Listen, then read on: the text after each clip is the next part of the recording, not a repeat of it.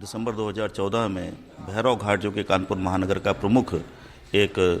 दाह संस्कार स्थल है, उसके विद्युत शवदाह गृह के केंद्र के भीतर अस्थि कलश बैंक का यहाँ पर स्थापना की थी। और इस अस्थि कलश बैंक में प्रतिवर्ष लगभग 350 से 400 व्यक्ति अपने परिजनों की अस्थियों को रखते हैं और यहाँ से सुरक्षित लेकर चले जाते हैं। इसकी सुविधा का लाभ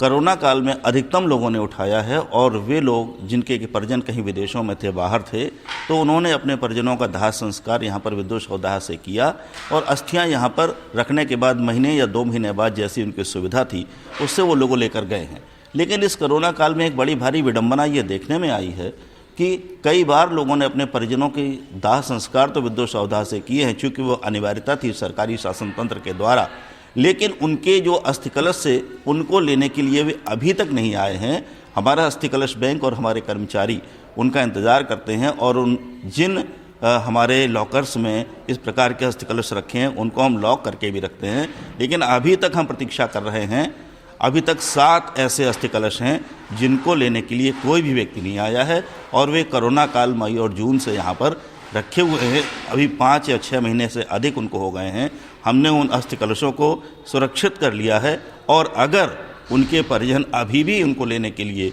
यहाँ नहीं आते हैं तो हमारी संस्था उनका विधिवत भू विसर्जन करेगी और भू विसर्जन के माध्यम से न केवल हम माँ गंगा को प्रदूषण से मुक्त होने से रोकने का एक संदेश दे सकेंगे, वरन हम उन लोगों के लिए भी मोक्ष देने का कारण बनेंगे जिनके अपने उनको शवदाह तो कर गए लेकिन उन्हें मोक्ष दिलाने के लिए किसी कारणवश नहीं आ पाए हैं या नहीं आना चाहते हैं। हम उन सभी 7 अस्थि कलशों को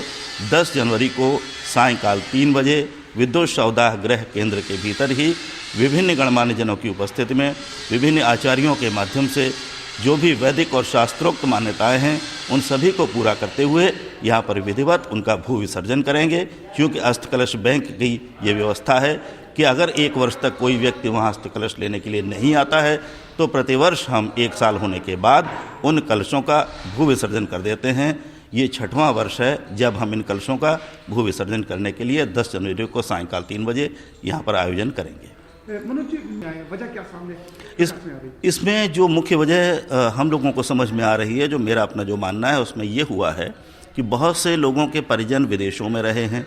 और उनके किन्हीं निकट संबंधियों ने उनका दाह संस्कार तो यहाँ पर कर दिया है और सरकारी तंत्र के साथ कर दिया है, लेकिन उनके अस्थि कलशों को लेने में उन्होंने कोई रुचि नहीं दिखाई है, अथवा उनके जो बच्चे बाहर थे उन्होंने उनको रोकने के लिए कहा और किसी कारणवश वे वापस कानपुर नहीं आ पाए हैं। तो इसमें से अधिकतर संख्या मुझे ऐसा लगता है उन लोगों की है जो विदेशों में किन्हीं कारण से फंस गए और इसके बाद या तो उनको भूल गए या आना नहीं चाहते थे या आने में असमर्थ रहे, कारण कुछ भी हो, लेकिन भारत की मान्यता रही है कि हम किसी भी व्यक्ति के अस्थि कलश को बिना मोक्ष के जाने नहीं देंगे। तो ये हमारी संस्था की अपनी जिम्मेदारी है, हमारा नैतिक कर्तव्य और दायित्व है कि जो अस्थि कलश बच गए हैं उनको विधिवत भू विसर्जन करके उन अस्थियों को मोक्ष प्रदान करने का प्रयास करें।